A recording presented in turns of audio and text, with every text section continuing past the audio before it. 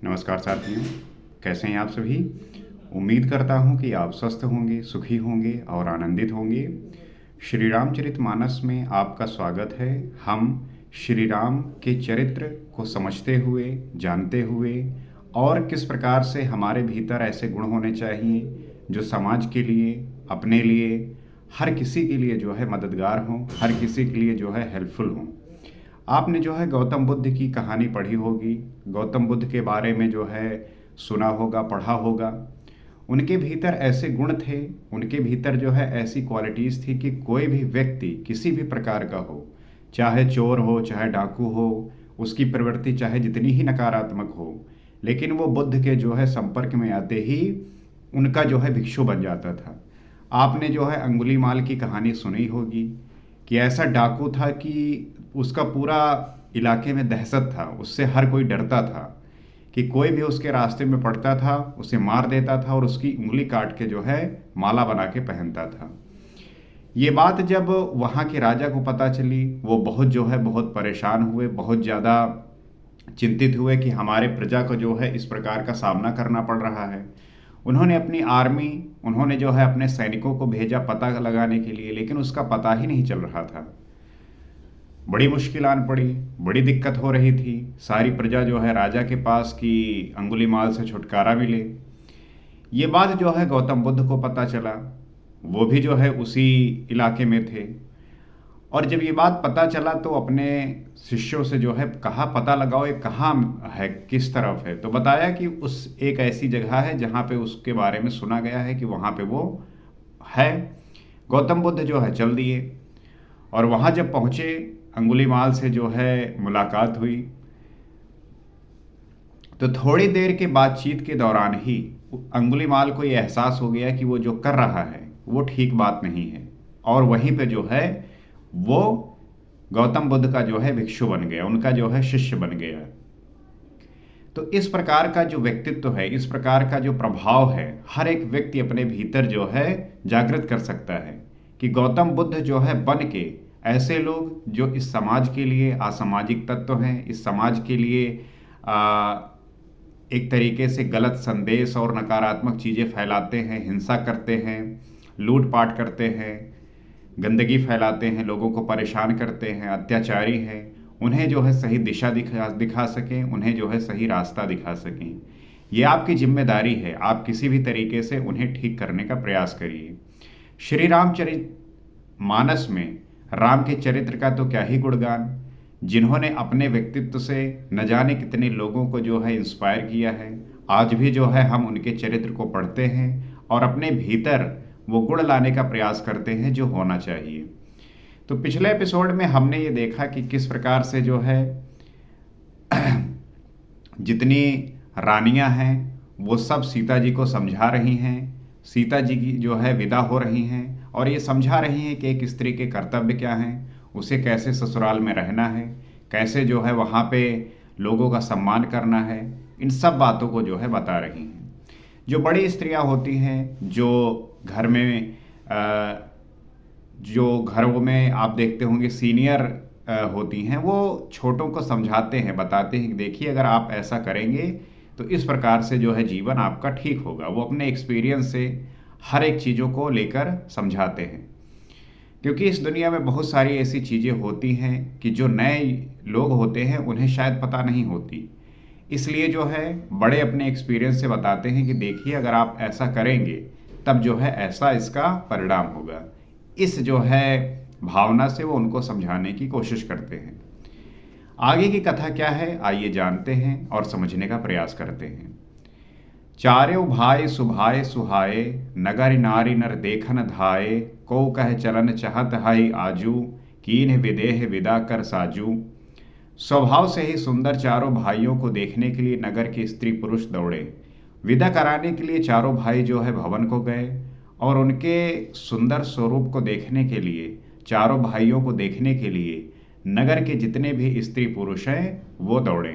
आप देखते होंगे जब बारात आती है तब जो है नगरवासी बहुत पूरे सब इकट्ठे हो जाते हैं, और जब विदा होने लगती है तब भी जो है नगर के सारे स्त्री पुरुष इकट्ठे हो जाते हैं देखने के लिए। कोई कहता है आज ये जाना चाहते हैं विदेह ने विदाई का सब सामान तैयार कर लिया है। सब यही कह रहे हैं कि आज जो है विदाई होगी और सारा जो है सामान जनक जी ने तैयार करवा दिया है। लेहु नयन भर रूप निहारी, प्रिय पाहुने भूप सुतचारी, को जाने के ही सुकृत सयानी, नयन अतिथि कीन्हे विधि आनी। राजा के चारों पुत्र इन प्यारे मेहमानों के रूप को नेत्र भरकर देख लो। ये सयानी, हे सयानी, कौन जाने किस पुण्य से विधाता ने इन्हें यहाँ लाकर हमारे नेत्रों का अतिथि किया है। तो सब यही कह रहे हैं कि राजा के इन चारों पुत्रों को, जो बड़े ही प्यारे हैं, मनोहर हैं, और रूप को नेत्र भरकर इनके रूप को देख लो, क्योंकि हमने पता नहीं कौन सा पुण्य किया था कि विधाता ने इन्हें लाकर यहाँ पे हमारे नेत्रों को जो है सुखी किया। जब कोई व्यक्ति आपको भाता है, किसी व्यक्ति का चरित्र आपको जो है अच्छा लगता है, तब आप यही चाहते हैं कि वो आपके सामने सदैव विद्यमान रहे। लेकिन कोई व्यक्ति ऐसा है जिसका जो है उपस्थिति उसको आंखों को चुभती है, और आजकल तो हर एक चीज़ जो है इंटरेस्ट पे हो गया है कि अगर आप किसी को फ़ायदा पहुंचा रहे हैं, अगर आप किसी को जो है उसके मुताबिक काम कर रहे हैं, तो आप जो है बहुत ही अच्छे हैं, बहुत ही बढ़िया हैं। और अगर आप किसी भी प्रकार से उपयोगी नहीं हैं, तो इस समाज में आपको पूछने वाला कोई नहीं है। इस समाज की बड़ी एक अच्छी बात है कि जब आपके पास कुछ नहीं होता, तब ये पूरा जो समाज है आपको दो कौड़ी समझता है। आपको किसी भी वीडियो, किसी भी और की मोटिवेशन की ज़रूरत ही नहीं है। आप स्वयं अपना एनालाइज कर लीजिए। अगर आप कुछ भी नहीं है तो ये समाज कैसे आपको दो कौड़ी समझता है। और यही समाज आपको जो है सिर पर बैठा लेगा जब आप उसके लिए उपयोगी हो जाएंगे। आज जो है नरेंद्र मोदी के साथ कौन दोस्ती नहीं करना चाहता, आज जो है कौन उनके साथ उठना बैठना नहीं चाहता। लेकिन क्या कोई भिखारी के साथ बैठना चाहता है? कोई नहीं बैठेगा, क्योंकि वो खुद ही भीख मांग रहा है। लेकिन पता है कि अगर नरेंद्र मोदी के साथ बैठे और उन्होंने एक भी जो है किसी भी प्रकार का प्रोजेक्ट आपको करवाने के लिए दे दिया, कोई पॉलिसी में जो है आपको काम करवाने के लिए दे दिया, तो आपका जो है काम बन गया। तो ये जो है फायदे वाली बात कि कितने उपयोगी हैं आप समाज के लिए, ये सबसे महत्वपूर्ण है। तो ऐसे ही कोई व्यक्ति जब आपके आंखों को सुख देने वाला होता है, तो वो भी जो है बड़ा ही आपको आनंदित लगता है, बड़ा ही सुखी मालूम होता है। मरणशील जिम पाव पीयूषा, सुरतर लहै जन्म कर भूखा, पाव नार की हरपद जैसे, इनकर दर्शन हम कह तैसे। मरने वाला जिस तरह अमृत पा जाए, जन्म का भूखा कल्पवृक्ष पा जाए, और नरक में रहने वाला जीव जैसे भगवान के परम पद को प्राप्त हो जाए, हमारे लिए इनके दर्शन वैसे ही हैं। तो जो नगर की स्त्री और पुरुष हैं वो इस बात पे बात कर रहे हैं कि जिस प्रकार मरने वाला व्यक्ति अमृत पा जाए, अगर कोई व्यक्ति मर रहा है और उसे अमृत मिल जाए तो उससे ज़्यादा जो है क्या ही लाभ हो सकता है। अगर कोई जन्म का भूखा है और कल्प वृक्ष मिल जाए तो क्या ही बड़ी बात है। नरक में अगर रहने वाला भगवान के परम पद को प्राप्त हो जाए तो उससे बड़ा क्या ही हो सकता है। उसी प्रकार से इनके दर्शन जो है हमारे लिए उसी प्रकार से हैं। तो यहाँ पे भाव जो है प्रकट कर रहे हैं कि श्री रामचंद्र जी के दर्शन पता नहीं किस पुण्य के जो है प्रभाव से हुआ है। आप भी जो है अपने जीवन में ऐसा महसूस करते होंगे कभी कभी कि आपको लगता है कि हमने जीवन में पता नहीं कौन सा ऐसा पुण्य काम किया है कि मुझे जो है ये दृश्य, मुझे जो है ये यहाँ पे उपस्थिति, इस प्रकार से हमें फील करना, अनुभूति करना, ये जो है मैटर करता है। निरखि राम शोभा उर्धरहु, निज मन फन मूरति मन करहु, एहविद सबहि नयन फल देता, गए कुंवर सब राज निकेता। श्री रामचंद्र जी की शोभा को निरख कर हृदय में धर लो, अपने मन को सांप और इनकी मूर्ति को मणि बना लो। तो जितने भी नगर के स्त्री पुरुष हैं वो ये कह रहे हैं कि जो श्री रामचंद्र जी की शोभा है उसे निरख कर हृदय में रख लो। आज के समय में तो मोबाइल फ़ोन है, आप वीडियो बना सकते हैं, फ़ोटो खींच सकते हैं, लेकिन पहले के समय में तो ऐसा कुछ था ही नहीं। बस उनकी शोभा को जो है अपने हृदय में धर लो, कि ऐसे दिखते थे, बस उसी स्वरूप का जो है आप चिंतन करते रहो और उस चेहरे को याद करते रहो। आज के समय में आपके पास तो वीडियो है, सेलिब्रिटी के साथ कोई भी हो उसके साथ फोटो है, जब मन हुआ निकाला, देख लिया। लेकिन पहले तो ऐसा था नहीं। पहले तो बस आपने किसी को देखा है तो उसके रूप को बस सोच के कल्पना कर सकते थे कि हाँ ये ऐसा है। आज तो जो है तुरंत वीडियो कॉल हो जाता है कि हाँ कैसे दिख रहे हो, क्या है।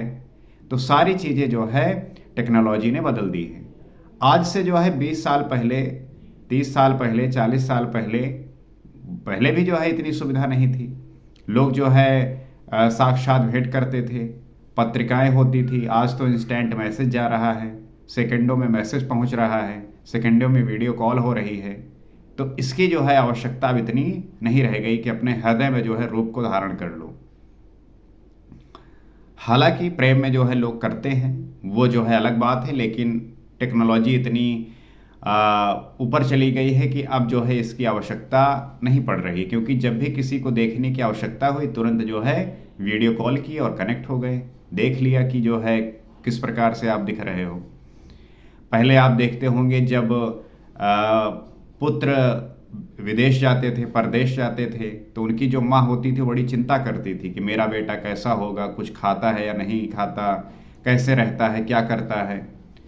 और आजकल तो जो है सीधा वीडियो कॉल होता है कि बच्चा क्या कर रहा है, क्या खा रहा है, क्या पी रहा है, कैसे दिख रहा है, ये सब जो है उसको दिखने लगता है, वो जो है आश्वस्त होती हैं।